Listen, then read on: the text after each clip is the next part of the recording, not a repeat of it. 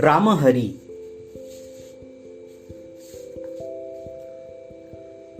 परवा नाथषष्ठीला आपण एकनाथांच्या भजनांना विनोबांनी जो प्रस्तावना खंड लिहिला त्याचं वाचन केलं. त्या प्रस्तावना खंडाचे 5 भाग झाले. अंदाज आला नाही म्हणून काही भाग अक्षरशः तासाभराचे झाले. आता सलग इतका वेळ काढणं अवघड आहे याची कल्पना नंतर आली. पण त्या वाचनामुळे आणखी एक गोष्ट लक्षात आली की विनोबांनी भारतभरातल्या संतांच्या संदर्भामध्ये जे लिखाण केलेलं आहे त्या लिखाणाची आज पुन्हा एकदा नव्यानं ओळख करून घेण्याची गरज आहे. एका अर्थी हे आपण विनोबांचं संत दर्शन म्हणून पाहू. त्याची सुरुवात माऊलींच्या दर्शनापासून अर्थातच करण्याचा विचार आहे.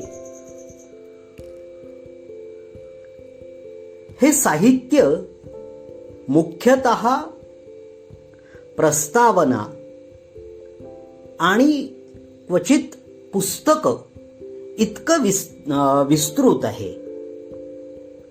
आज आपण जे पाहणार आहोत ते अर्थात विनोबांनी ज्ञानेश्वरांवर जे वेळोवेळी लिखाण चिंतन असं जे केलेलं आहे त्याच्या संग्रहाची अगदी सखोल ओळख करून घेणार आहोत. ही ओळख पवनारच्या ज्येष्ठ भगिनी कालिंदीताईंनी करून दिलेली आहे. ज्ञानोबा माऊली हे त्यांचं पुस्तक अत्यंत प्रसिद्ध आहे. ज्यांना ते पुस्तक वाचण्यासाठी काही अडचणी येतील त्यांच्यासाठीच हे वाचन आहे. तर आपण सुरुवात करू. प्रस्तावना. विनोबांनी भारतातल्या सगळ्या भाषातील संत साहित्याचे खोल अध्ययन केले होते. त्यासाठी त्यांना त्या भाषा शिकाव्या लागल्या. आसाम प्रांताची भूदान पदयात्रा झाली तेव्हाची गोष्ट. आसामला पोचण्याच्या 1.5-2 महिने अगोदर त्यांनी आसामी भाषा शिकायला सुरुवात केली. तेथील प्राथमिक शाळेची भाषाविषयक पाठ्यपुस्तके त्यांनी मागविली. नंतर आसामच्या एक ज्येष्ठ कार्यकर्त्या विनोबांच्या या अभ्यासात सहाय्यक होण्यासाठी यात्रेत येऊन राहिल्या.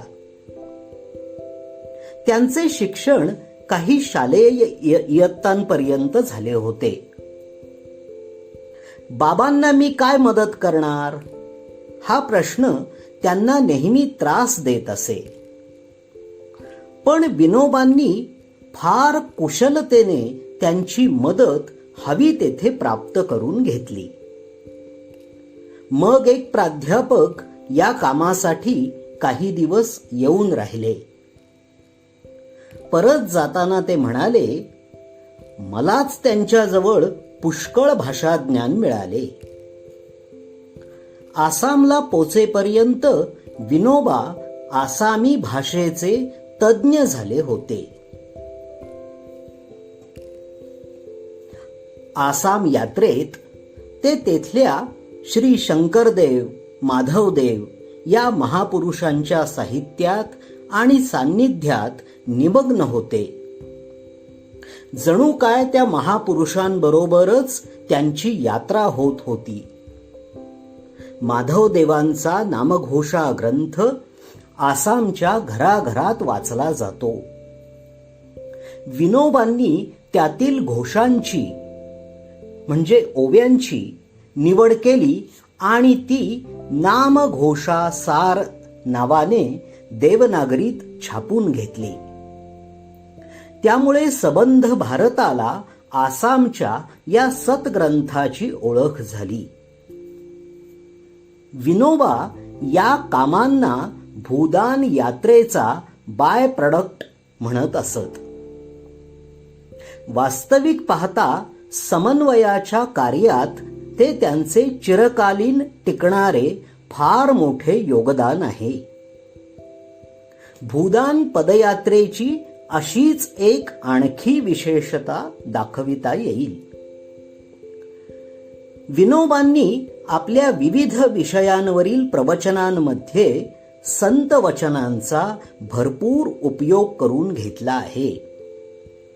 यामागे त्यांची काही विशेष दृष्टी होती का? यावर विचार केला की एक फार मोठी गोष्ट लक्षात येते. संतांचे साहित्य मनुष्याच्या समग्र जीवनाचा विचार करणारे म्हणजे होलिस्टिक आहे, एकांगी नाही. हे त्यांनी आपला विचार मांडताना संत वचने वापरून दाखवून दिले आहे. मनुष्य जीवनाच्या कुठल्याच क्षेत्राला संतांनी अस्पृश्य मानले नाही. संतांच्या अध्यात्मात कुठल्याही प्रकारचे सोवळे ओवळे नाही. संत समाज जीवनाकडे त्याच्या सर्वांगाने पाहत असत. संत साहित्यात समाज परिवर्तनाची शक्ती भरली आहे. संत समाजविमुख नव्हते, समाजाभिमुख होते. हे तर झालेच, पण ते अत्यंत क्रांतिकारी होते. कुठल्याही प्रकारच्या सत्तेला झुगारून देणारे होते.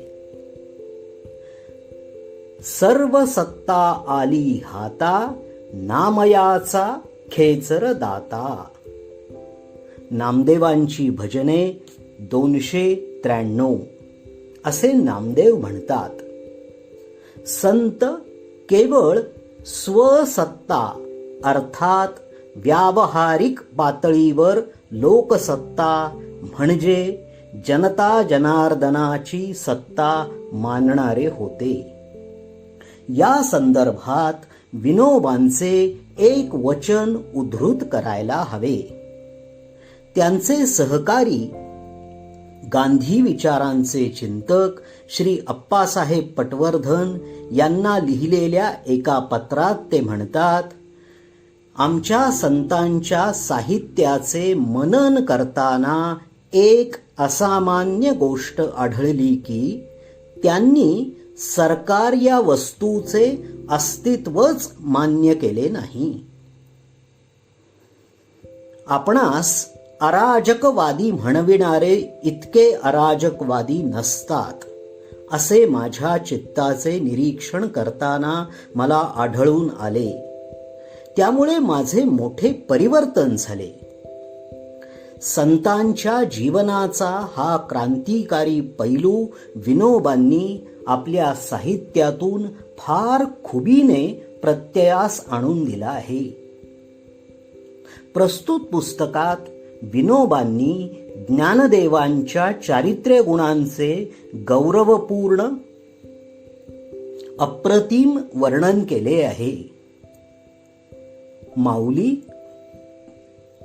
ज्ञानियांचे राजा, ज्ञानेश्वरीचे कर्ता, संजीवन समाधी घेणारे योगी ही ज्ञानदेवांची ओळख आपल्याला आहे. पण या पुस्तकात विनोबांनी त्यांची जी ओळख करून दिली आहे ती अनेक आवरणांच्या आत लपलेल्या रत्नाला बाहेर काढून दाखवावे तशी आहे. ज्ञानदेव ज्ञानी होते हे सगळेच जाणतात, पण विनोबांनी त्यांना आदर्श अभयदाता ज्ञानी म्हटले आहे. ज्ञानी पुरुषाला लोक काहीसे घाबरतात, त्याच्यापासून दूरच राहतात. विनोबा म्हणतात, बुद्धाचा पुतळा पाहिला की चूप बसायची इच्छा होते. शंकराचार्यांचे ज्ञान वैराग्य पाहून मनुष्य 2 पावले दूरच उभा राहतो. पण या ज्ञानाचे कोणालाच भय नाही.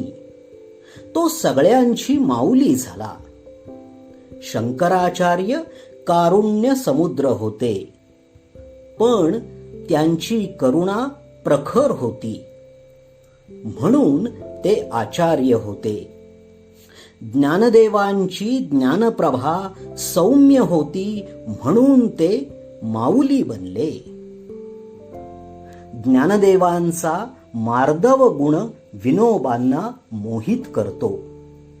ज्ञानदेवांना विनोबांनी प्रेमाचे आचार्य पण म्हटले आहे. याला प्रमाण म्हणून ज्ञानेश्वरीची एक ओवी त्यांनी प्रस्तुत केली आहे. तेथ प्रियाची परमसीमा, तो माऊली भेटे आत्मा. ज्ञानेश्वरी अध्याय 16 ओवी 443. प्रेमाची परमसीमा गाठल्यावर माऊली आत्म्याची भेट होते. विनोबा म्हणतात, आत्मा माऊली हा अगदी अद्वितीय शब्दप्रयोग आहे.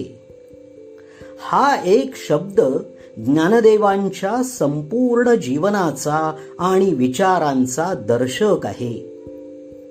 प्रियाची परमसीमा म्हणजे अत्यंत प्रेमास्पद. माऊलीची आणि बाळाची भेट होते तेव्हा भय, दुःख इत्यादी सर्व नाहीशी होतात. यात सूचित केलेला अर्थ वास्तविक उघडच आहे.